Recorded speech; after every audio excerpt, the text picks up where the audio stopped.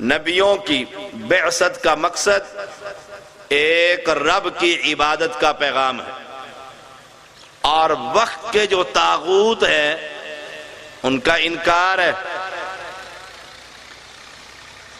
یہی کلمے کا پیغام ہے، لا الہ، پہلے نفی ہے، پہلے انکار ہے، لا الہ۔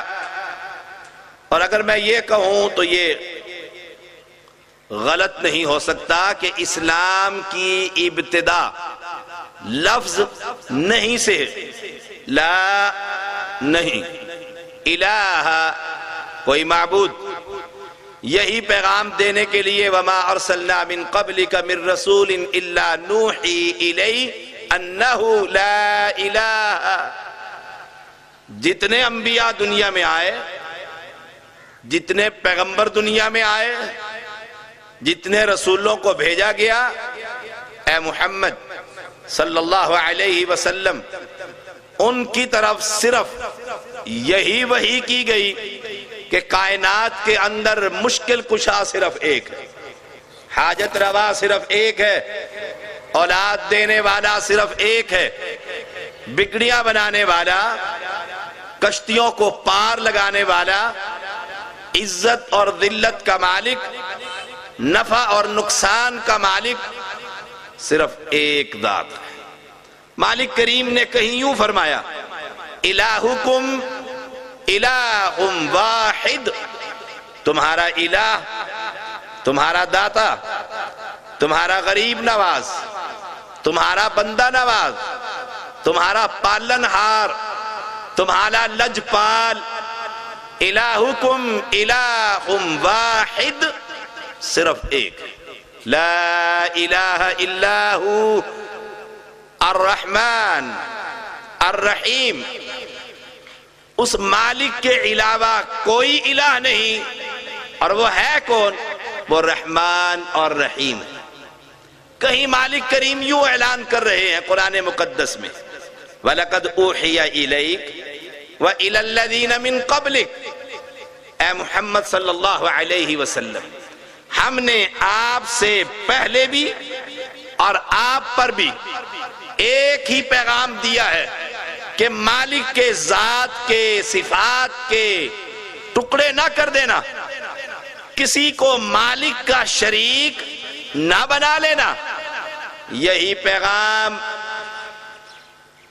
اسلام کی اساس ہے، یہی پیغام اسلام کی بنیاد ہے۔ رسول اللہ صلی اللہ علیہ وسلم کا ایک صحابی ایک سجدہ بھی نہیں کرتا اور جنت میں پہنچ جاتا ہے۔ پوچھا گیا یا رسول اللہ صلی اللہ علیہ وسلم یہ کیسے؟ کہ ایک شخص آیا اور آ کر کہتا ہے یا رسول اللہ صلی اللہ علیہ وسلم آپ کا پیغام کیا ہے؟ آپ کس کی طرف بلاتے ہیں؟ فرمایا ان تشہد ان لا الہ الا اللہ، تو یہ گواہی دے کہ مالک کے علاوہ کائنات کے اندر کوئی مشکل کشا نہیں ہے، کسی کو سجدہ لائق نہیں، کسی کو رکوع اور قیام لائق نہیں، اور یہ گواہی دے کہ میں محمد صلی اللہ علیہ وسلم اللہ کا پیغمبر ہوں۔ کہا اگر میں یہ گواہی دے دوں کیا ملے گا؟ کیا ملے گا؟ فرمایا اگر تو یہ گواہی دے اور ارکان اسلام پر عمل کرے، مالک کریم تجھے جنت کا مالک بنا دے گا۔ اس شخص نے کلمہ پڑھا، کلمہ پڑھتے ہی حملہ ہوا، اور سب سے پہلے یہ قتل ہوا۔ رسول اللہ صلی اللہ علیہ وسلم نے فرمایا عمل تھوڑا کیے، مالک نے جنت کا مالک بنا دیے، کیونکہ اساس اور بنیاد رب کی توحید تھی، عقیدہ صحیح تھا۔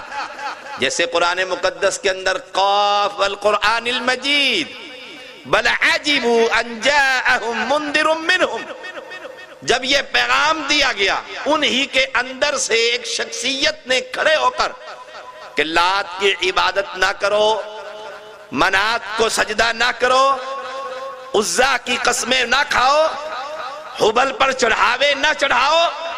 لا الہ. بدقسمتی یہ ہے کہ ہم